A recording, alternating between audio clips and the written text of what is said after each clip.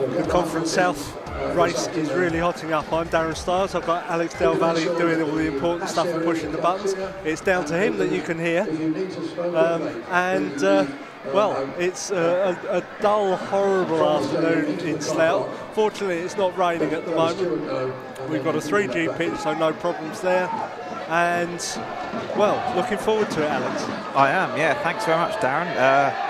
Bit of a, the setup here is a bit unorthodox. I've got a plank of wood propping up where our mixer is, so hopefully that holds for the whole 90 minutes. But yeah, as you say, a bit of a miserable afternoon, isn't it, really? Is he going to win a penalty? I don't know. Well, I don't know whether as Marty, deep in his own half, gets the ball forward, but that is actually won by Ben Brooks, and it's Blair on the corner of the area. Blair with his left foot gets it across, and that goes across everybody and for a goal kick. And the other thing I'll say about this pitch, I don't know when it was last relayed, but it's looking like it's more towards the end of its life than, say, ours is. Looks like a bit like ours did before we got ours relayed, obviously, in the summer. A couple of years before, but yeah certainly.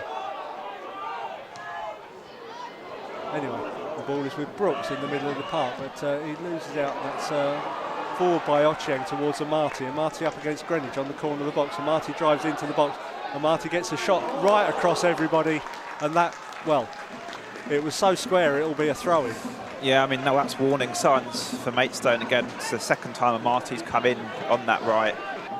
Take Trusty out to Higgs. Higgs back to Aweka, he's got Fowler to his right.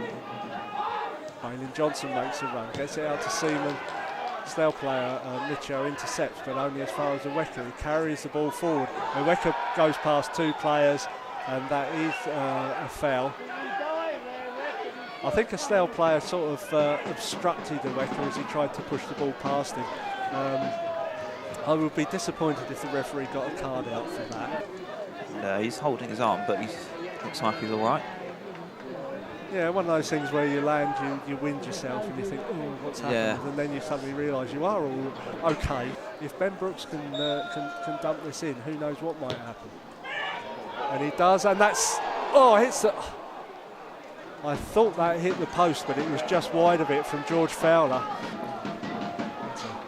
Anyway, Brooks to Higgs. Higgs back to Brooks. Has space to cross, and Goddard just does follow through on Higgs there. And I think he will get a card for that. I would be surprised if he didn't. He's certainly on last warning if he doesn't. The perpetrator and the Slough captain at the moment.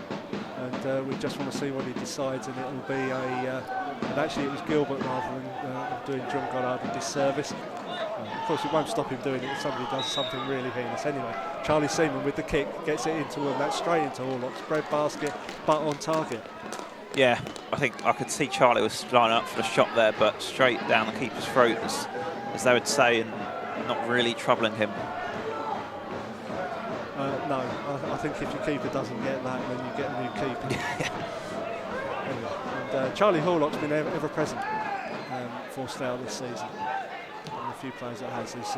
Trusty hits it left towards Aaron Blair. Aaron Blair takes it and gets round Davis really well and gets a shot in, and that is a corner.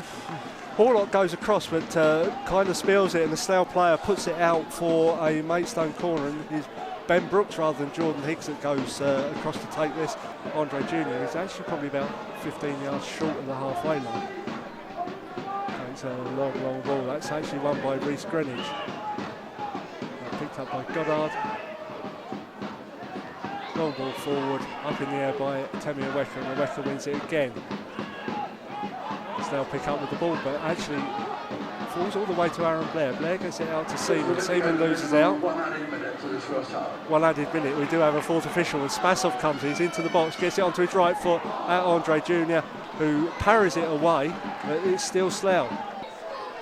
Here we go, there they go. I see what you mean. Anyway, it's across the 6-yard box, and that's wide. I'll tell you what, that's probably one of the better chances. The Slough player just getting in front.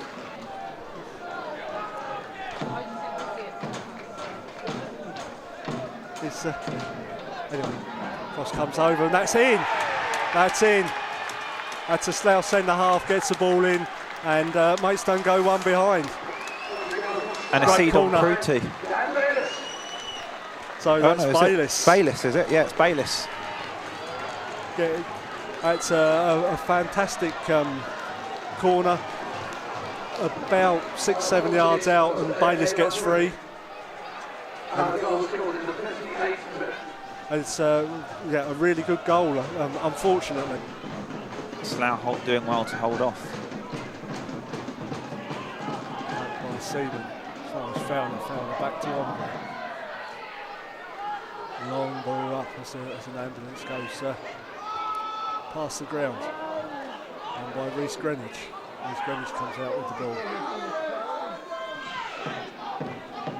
Out to Ben Brooks. Ben Brooks tries to knock it forward. Riley Court runs onto it. He's not being picked up there. That's the second time he's done that. Gets inside, gets it across, and Aaron Blair.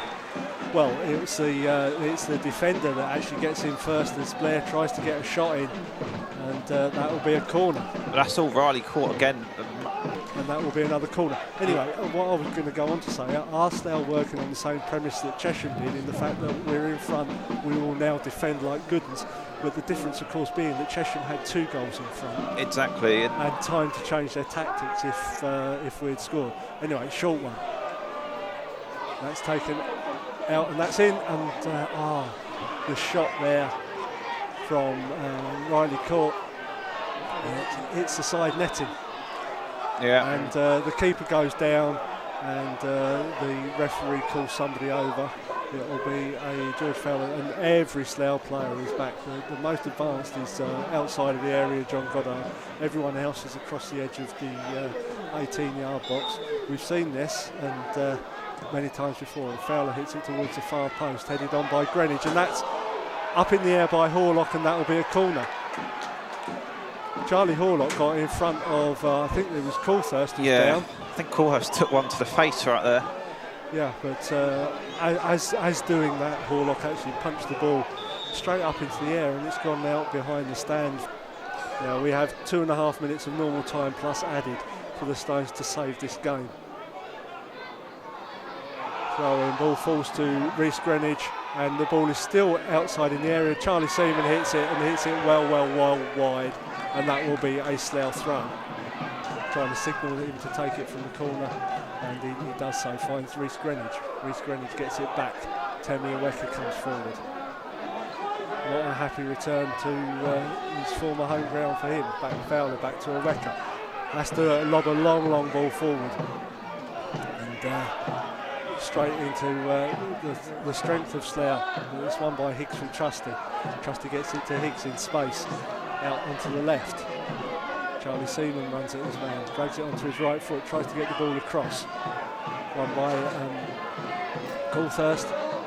Falls to Jordan Higgs, gets it, and that's pushed wide by the keeper, and that'll be a Stones corner. And he's forced a really good save there from Horlock, and Maidstone now have what we would say is the last chance of the game. 30 seconds at most, and the thing is they haven't, because they've only had a 1-goal lead, they've actually had to come out and attack. They have, yeah. In order to defend, if that sounds sensible. And that is it. Slough's first win since in the league, certainly since November. You have to say deserved, don't you, Alex? You absolutely do. They did really well to hold on.